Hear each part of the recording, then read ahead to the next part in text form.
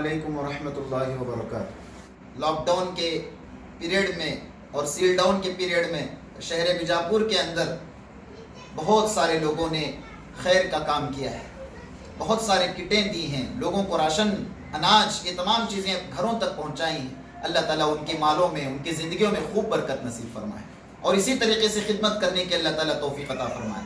अब ईद का मौका है, ईद की नमाज का मसला है। अल्हम्दुलिल्लाह और भी उलमाए किराम ने भी इस मसले पर रोशनी डाली है, तो लिहाजा मैं भी 1 या 2 मिनट के अंदर इस पर रोशनी डालने की कोशिश करूं कि अगर ईद का मौका है, ईद की नमाज पढ़ने का मौका है, तो सबसे पहले इसको ख्याल करें कि मस्जिदों के अंदर 4 से 5 अहबाब जो लोग हैं वो इंशाअल्लाह ईद की नमाज अदा करेंगे। उसके अलावा अपने घरों के अंदर, सहन के अंदर या थोड़ी सी जगह अगर मिल जाती है जहां पर 4-8 लोग अगर मिल जाते हैं, ईद की नमाज अगर पढ़ना चाहते हैं, तो फरमाया कि जो उसमें से बेहतर मसला जानता है, नमाज पढ़ाने वाला है, वो नमाज को पढ़ाए, वो आगे बढ़े और मसाइल को अच्छी तरह जान ले कि ईद के मसाइल क्या होते हैं। तो फरमाया उसने आसान तरतीब और आसान तरीका ये है कि वो नियत करें। नियत ये है कि 2 रकात ईद उल फितर वाजिब मा ज़ायद 6 तकबीरों के वास्ते अल्लाह के रुख मेरा तरफ काबे शरीफ के ताबे इस इमाम के, इस तरीके से मुक्तदी नियत करेंगे।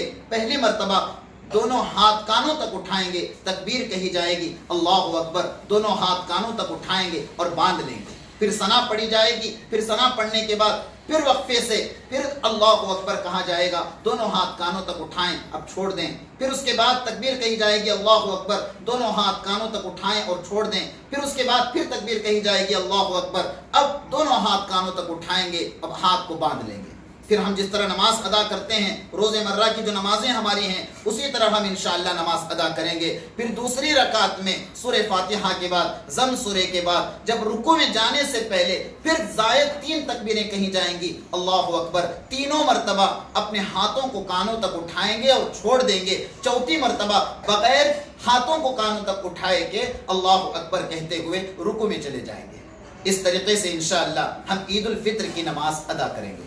अब जो ईद की नमाज पढ़ लिए, जो मसाजिद में पढ़ लिए, और एक बहुत बड़ा तबका रहता है जो ईद की नमाज नहीं पढ़ सकता, जो ईद की नमाज जिनको पढ़ना नहीं आता, और उनके लिए एक शक्ल और ये सूरत ये है कि वो चाश्त की 4 रकात नमाज अदा कर लेंगे। 2-2 रकात की हैसियत से, 2-2 रकात की शक्ल में इंशाअल्लाह वो चाश्त की नमाज अदा कर लेंगे। इस तरीके से अल्लाह तबारक व तआला उसका बदल उनको अता फरमाएगा ईद के मौके पर।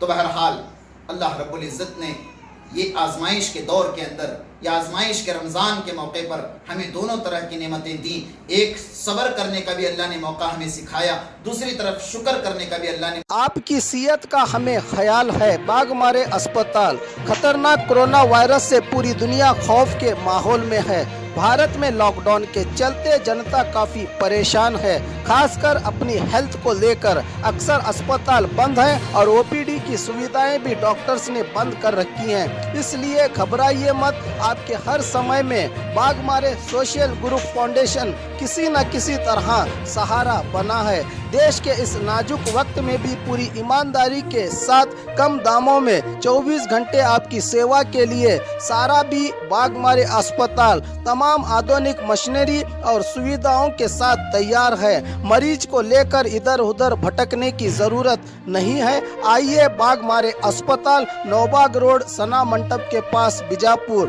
फोन नंबर 0835221565, मोबाइल संख्या 9482037265। बंद में भी रब की बंदगी का फर्ज अदा कर रहा है बागमारे सोशल ग्रुप फाउंडेशन।